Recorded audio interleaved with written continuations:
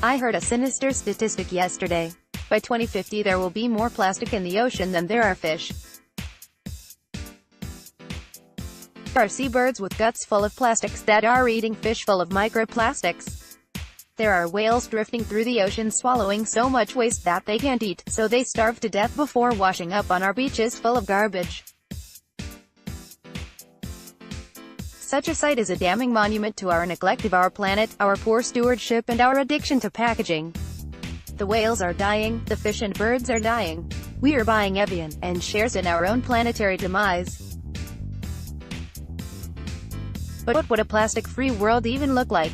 Well, for one, I'd be sitting in a pretty bare room. The cafe at the Emirates Arena is brimming with the stuff. Molded Eames-style chairs, half-filled 500 milliliters plastic bottles on every table, along with polystyrene plates and coffee and smoothie cups. And so many straws. There are plastic water bottles for sale, plastic bags under chairs, plastic cards in everyone's pockets. The more I look, the more alarming it becomes. There's hardly a square meter without plastic in it. It's especially alarming because I've always been an incorrigible plastic enthusiast. To me, it screamed modernity, Kevlar, starships, nylons. The space-age seduction of it grabbed me early in life and never let go. Right now my fingers are covered in ice cream-colored rings, there's a lucite bracelet around my wrist, bakelite in my ears. My love of pretty polymers stems from what it symbolized in our culture: science, space, the future. But the love affair has to end. What was once the material that symbolized our advancement has become the tool of our undoing. Plastics have made their way irreversibly into the food chain. There are microbeads in our water, and bisphenol A in our cells. We have knitted plastic into our society, allowed it to take the place of natural materials to the extent that it's almost impossible to imagine modern life without it. But we have to face the consequences of our plastic addiction. We are accustomed to the ease it affords us, a single-use and disposable lifestyle, despite the immense cost to our planet. We have to stop treating our waste someone else's problem. We know about bags and straws, but there are lots of other ways to use less of the stuff.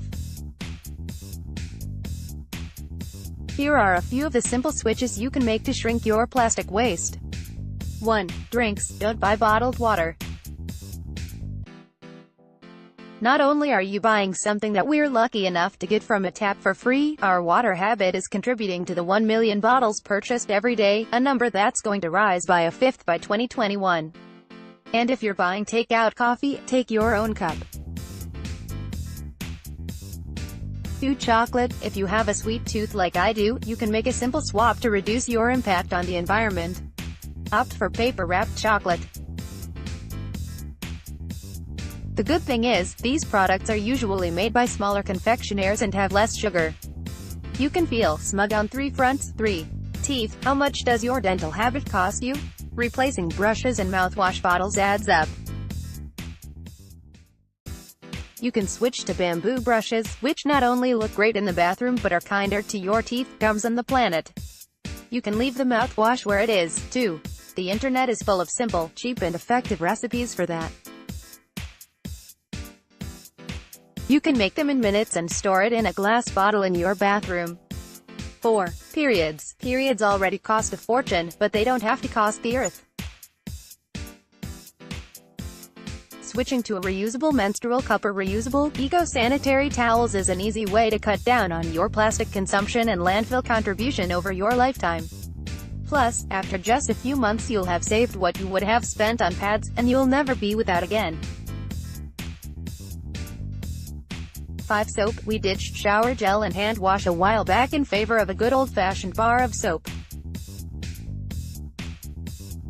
Not only have we cut down on packaging, but we are also being kinder to our skin with more natural ingredients and fewer chemical nasties. If you're feeling crafty, you can even make your own. While most of us can't lead a plastic-free life, reducing our reliance on this stuff is one thing we can all do with little effort.